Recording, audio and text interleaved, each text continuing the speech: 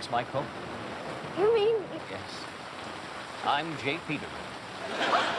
Oh, what a stirring little anthem of wellness. Elaine! Mr. Peterman, We missed you at the get-well party. Poor old Walt has a polyp in the duodenum. I understand. No hard feelings. George and I will miss your company. It will just be two this evening. And George, we dine. And there, tucked into the river's bend, was the object of my search. The Guanjaya River Market. Fabrics and spices traded under a starlit sky.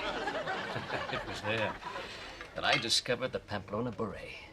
Sizes 7.5 to 8 3/4. Price, $35. This is very nice, but I really could take a cab, really. Nonsense, George. Besides, it gives me a chance to tell you about my latest trip to Burma. I discovered a very unusual corduroy. Mr. Peterman, how are you feeling?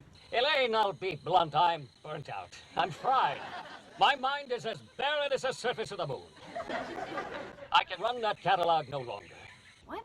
Well, who's going to do it? What about you? Me? Why me? Why, indeed.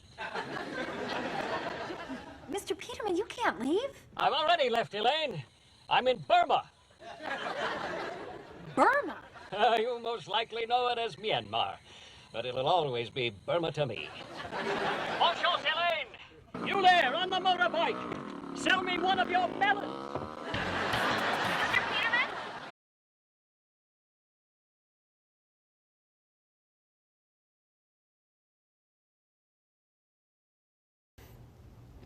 Hello there, Darryl. J. Peterman here. TJ and the gang have asked me to help celebrate your upcoming 80th birthday. Can you believe it? With a little bit of the wit and the wisdom of J. Peterman in hopes that we might be able to put a smile on your face and give you a message to ponder. And so, my friend, because this is such a significant birthday, number 80, 8 decades of misspent youth, I would like to share with you the greatest advice that I have ever been given. And it came at a time when I needed it the most, a time when my soul was tied into little tiny knots. Oh, I was on the back end of a 13-day Chianti binge. Demons were floating around in my head that weren't even mine. My neck felt like one gargantuan monkey fist. Yes, I was in need of spiritual renewal, but when, where, or how, I decided then that I would travel off to the high country of Kathmandu with a team of Sherpas that had hygiene problems I don't even want to go into. But no matter, because I was there in search of a man known only as His Hisness. Yes, a man so spiritual it is said that he actually won a staring competition with his own reflection. And because that's who I was looking for, that is who I found. He was seated in the corner of a small chapel, his legs folded conveniently into a Windsor knot. So I sat down next to him, staring into his ice-blue eyes for what seemed like hours, until I could stand it no longer, and finally I broke the silence by saying, "Please give me that which I have come for." And with that, Darryl, he reached over, and he slapped me as hard as he could across the face and said, "Go fish."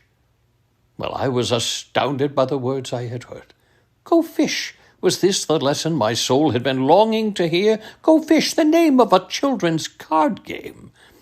Or was I on the receiving end of the old Tibetan shimsham?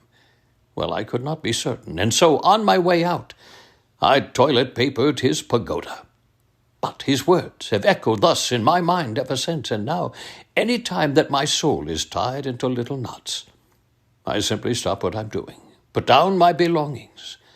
I smile gently to myself, and I go fish.